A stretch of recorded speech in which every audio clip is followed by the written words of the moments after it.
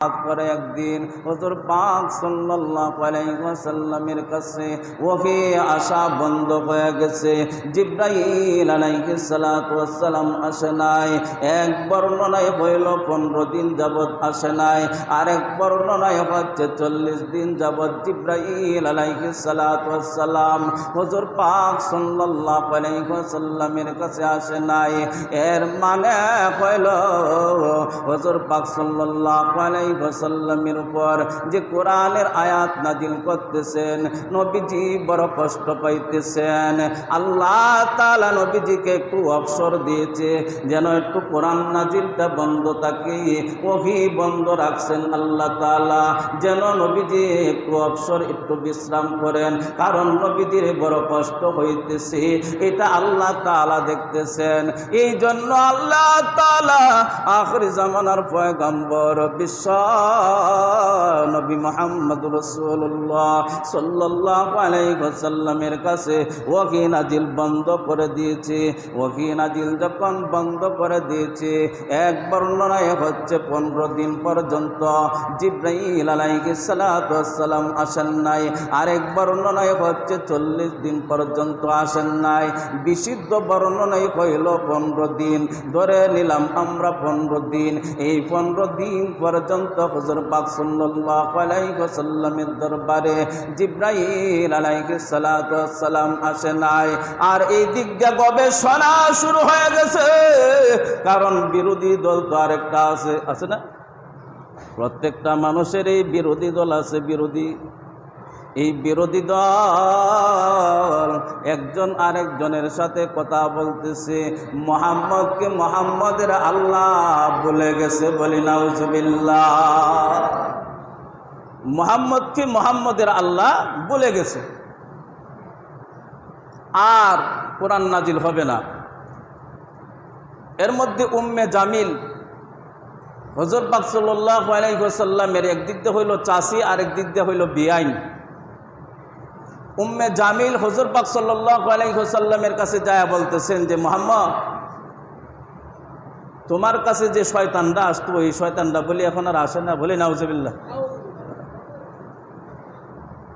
কারণ শয়তান কারে বলছে? জিবরাইল আলাইহিস সালাতু ওয়াস সালামকে বলছে। উম্মে জামিল যায় বলতেছে তোমার কাছে যে শয়তানটা আসতো এই শয়তানটা কি এখন আর তোমার কাছে আসে না? তোমাকে বললে লাইছে, তোমার শয়তানও তোমাকে বলছে, তোমার খোদাও তোমাকে বলছে। এই দিক দিয়ে হুজুর পাক সাল্লাল্লাহু আলাইহি ওয়াসাল্লাম দুঃখ কষ্টে, কারণ জিবরাইল আলাইহিস সালাতু ওয়াস সালাম আসতেছেন না। হুজুর পাক সাল্লাল্লাহু আলাইহি ওয়াসাল্লাম মনের মধ্যে বড় কষ্ট। এই দিক দিয়ে সমালোচনা শুরু হয়ে গেছে, মুহাম্মদকে মুহাম্মদের আল্লাহ বলে গেছে, আর মুহাম্মদের কাছে যে শয়তানরা আসতো এই শয়তানরা এখন আর আসে না। পুরা মক্কা নগরীতে আলোচনা শুরু হয়ে গেছে, সমালোচনা শুরু হয়ে গেছে। হুজুর পাক সাল্লাল্লাহু আলাইহি ওয়াসাল্লামের কাছে এই কথাগুলো আসতেছে। হুজুর পাক সাল্লাল্লাহু আলাইহি ওয়াসাল্লাম বড় কষ্ট পাইতেছেন। 15 দিন পর্যন্ত হুজুর পাক সাল্লাল্লাহু আলাইহি ওয়াসাল্লামের চোখের পানি আর বন্ধ হয় না, চোখের পানি আর বন্ধ হয় না।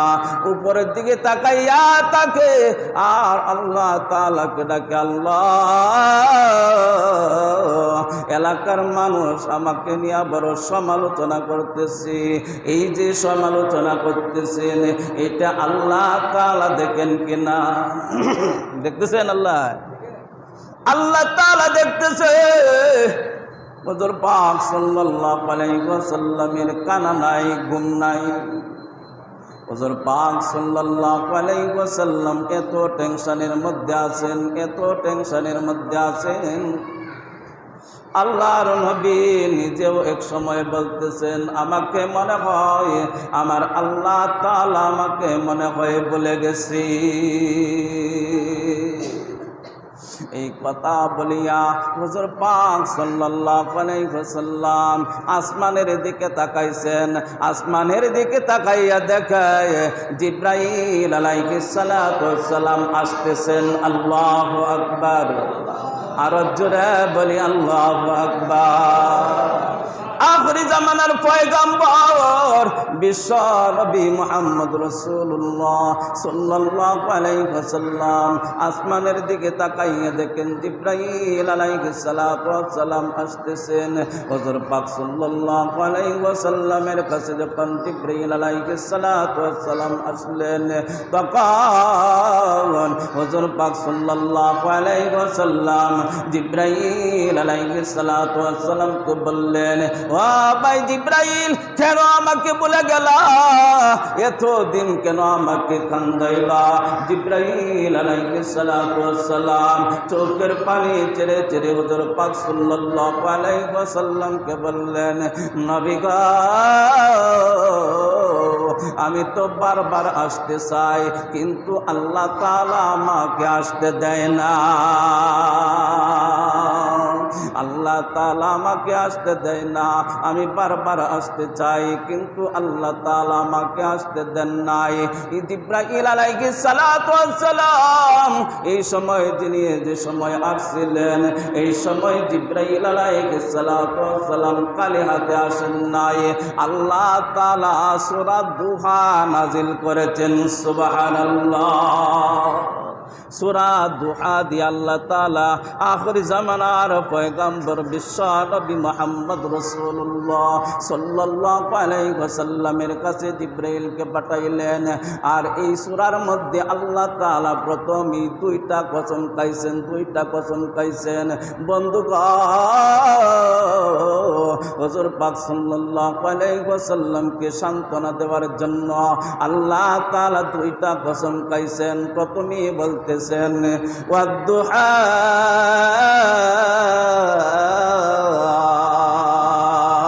বন্ধু আমি দিনের কসম কায়া বলতেছি। আল্লাহ বলতেছেন, বন্ধু আমি দিনের কসম কায়া বললাম, দিনের আলোর কসম কায়া বললাম।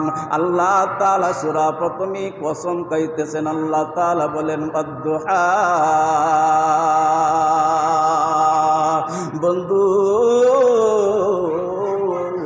আমি দিনের কসম খাইলাম, দিনের আলোর কসম খায়া বললাম। আল্লাহ তাআলা কসম খায়া বলতেছেন, কারণ নবী যে কষ্ট পাইছেন 15 দিন যাবত যে জিবরাইল আসেন নাই, এর কারণে আল্লাহ তাআলা বড় কষ্ট আল্লাহ তাআলা বুঝাইতেছেন নবীকে। বন্ধু বিশ্বাস করেন, আপনাকে আমি এমনিতেই কষ্ট দেই নাই গোল বন্ধু। আল্লাহ তাআলা কসম খায়া বললেন ওয়াদ-দুহা ওয়াল-লাইলি ইযা সাজা, বন্ধু আমি রাতের কসম খায়া বললাম, রাতের অন্ধকারের কসমকে বললাম বন্ধু। আমি দিনের কসম খাইলাম, আমি রাতের কসম খাইলাম। এক ব্যাখ্যায় আসছে দিনের কসম খাইছে, আর এক ব্যাখ্যার মধ্যে আসছে দিনের কসম খাইছে, দিনের আলোর কসম খেয়েছে। আর এক ব্যাখ্যায় আসছে রাতের কসম খেয়েছেন, রাতের কসম খেয়েছেন, রাতের অন্ধকারের কসম খেয়েছেন। মুফাসসিরিন কেরামগণ আরেকটা ব্যাখ্যা করেছেন। আল্লাহ তাআলা এই ওয়াদ-দুহা দিয়া বুঝাইতেছেন, ওয়াদ-দুহা বন্ধু আপনার সুন্দর চেহারার কসমকে বললাম। সুবহানাল্লাহ। আরেক ব্যাখ্যার মধ্যে বলতেছে আল্লাহ তাআলা বলেন, বন্ধু আপনার সুন্দর চেহারার কসমকে বললাম। ওয়াদ-দুহা আপনার সুন্দর চেহারার কসমকে বললাম, কারণ আপনার মতন সুন্দর মানুষ আমি পৃথিবীর জমিনে আমি আল্লাহ তাআলার কাউকে বানাই নাই। হুজুর পাক সাল্লাল্লাহু আলাইহি ওয়াসাল্লামকে দ্বিতীয় নাম্বার আয়াতের মধ্যে বলতেছেন ওয়াল-লাইলি ইযা সাজা, বন্ধু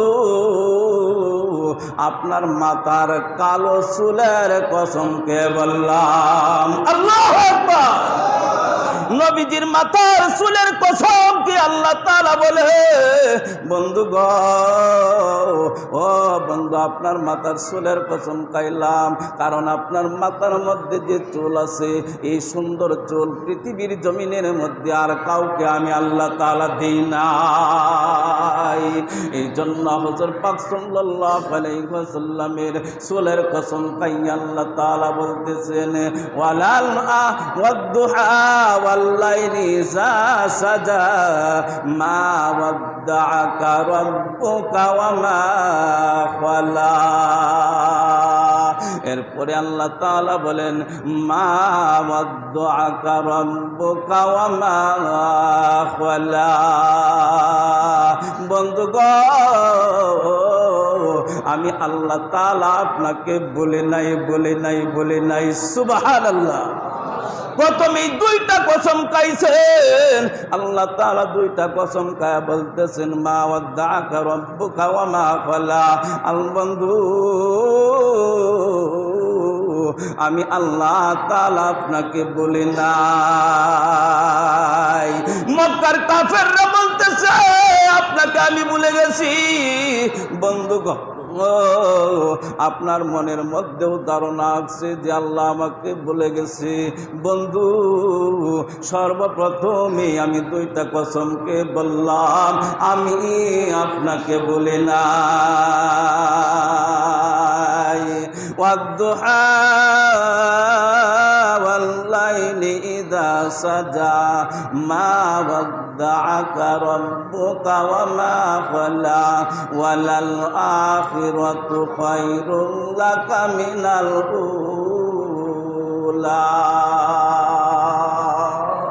বন্ধু, আপনাকে দুনিয়াতে আমি যা দিয়েছি এর চাইতে লক্ষ কোটি গুণ বেশি আমি আপনার জন্য আখিরাতে রেখে দিয়েছি।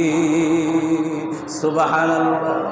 বন্ধু, আপনাকে আমি আল্লাহ তাআলা দুনিয়াতে আমি যা দিয়েছি এর চাইতে আমি কোটি গুণ বেশি আপনার জন্য আখিরাতে রেখে দিয়েছি। বন্ধু গো, টেনশন করিয়েন না, চিন্তা করিয়েন না, চোখের পানি গলি মুছে ফেলেন গো বন্ধু। আল্লাহ তাআলা হুজুর পাক সাল্লাল্লাহু আলাইহি ওয়াসাল্লামকে বুঝাইতেছেন, বন্ধু চোখের পানি আর বাহির করিয়েন না, চোখের পানি আপনি মুছে ফেলেন, কারণ আপনার চোখের পানি দেখলে আমি রব্বুল আলামিন সইতে পারি না। এই জন্য আমি আপনার কাছে সূরা দুহা নাজিল করলাম, আপনাকে সান্ত্বনা দেওয়ার জন্য, আপনার উম্মতদেরকে সান্ত্বনা দেওয়ার জন্য আমি আল্লাহ তাআলা এই সূরা দুহা নাজিল করলাম। ওয়ালাল আখিরাতু খায়রুল লাকা মিনাল উলা। ও বন্ধু, আপনাকে দুনিয়াতে যা দিয়েছি গো বন্ধু, এর চাইতে আখিরাতে কোটি গুণ বেশি রেখে দিয়েছি। আপনি চিন্তা করেন না। হুজুর পাক সাল্লাল্লাহু আলাইহি ওয়াসাল্লাম শান্ত হয়ে গেলেন। আল্লাহর নবীর আর কোনো